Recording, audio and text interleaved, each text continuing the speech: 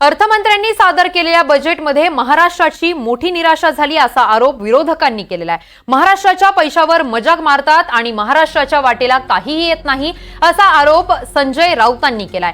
महाराष्ट्र देशाचं पोट भरतोय, सर्वाधिक पैसा देतो, मात्र दिल्लीतील राज्यकर्ते महाराष्ट्राला कंगाल करतायत असा आरोप राऊतांनी केलाय। दरम्यान अर्थमंत्र्यांना बिहारचा पूर दिसला, बिहारच्या पूर नियंत्रणासाठी निधी दिला, त्यांना महाराष्ट्रातला पूर दिसला नाही का असा सवालही राऊतांनी उपस्थित केलेला आहे।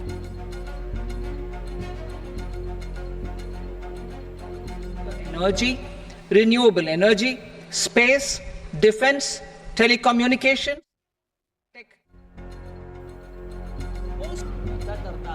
या राज्याची आर्थिक परिस्थिती ही हातात कटोरा घेतल्याप्रमाणे निर्माण झालेली आहे आणि इतर राज्यांवरती म्हणजे विशेषतः आंध्र प्रदेश आणि बिहारला धो पैसा देत असताना कंगाल केलेल्या महाराष्ट्राला कंगाल झाला नाही।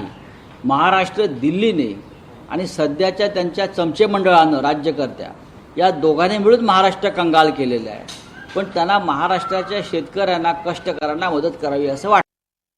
आता पहा, बिहारमध्ये पूर परिस्थितीवर नियंत्रण ठेवण्यासाठी 18,000 कोटी रुपये दिले।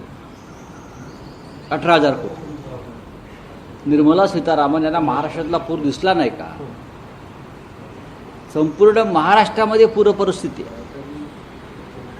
गेल्या काही महिन्यामध्ये सातत्यानं अवकाळी पाऊस यातून निर्माण झालेली परिस्थिती, याच्यामुळे शेतकऱ्यांचं अतोनात नुकसान झालं आहे, घरं दारं वाहून गेली, नष्ट झाली।